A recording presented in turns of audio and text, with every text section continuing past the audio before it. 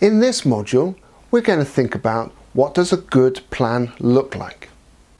It's good to plan. A plan gives you something to refer to if you can't remember what's happening next. First, remember you're not being assessed on what your plan actually looks like, so you don't have to tick a lot of planning boxes. It has to be your plan.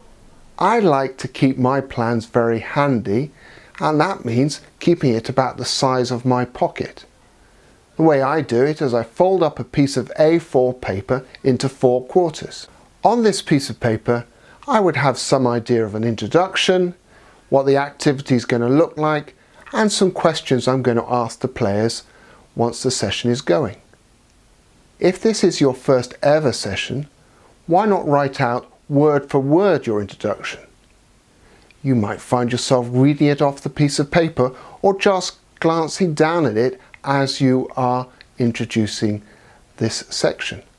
No one cares as long as you are confident and clear. After that, put down some activity notes. These are reminders. After that, put down some activity notes. These are reminders for you, like the setup, how the players are going to be split up, and who's going to have a ball.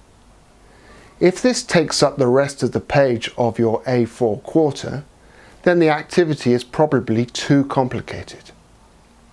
Finally, at the bottom of the piece of paper, add in some player help thoughts. These are a couple, and no more, of things to say to the players to encourage them. The language should be the same as the language that they would use themselves. Just stick to these few expressions only. It's a good discipline.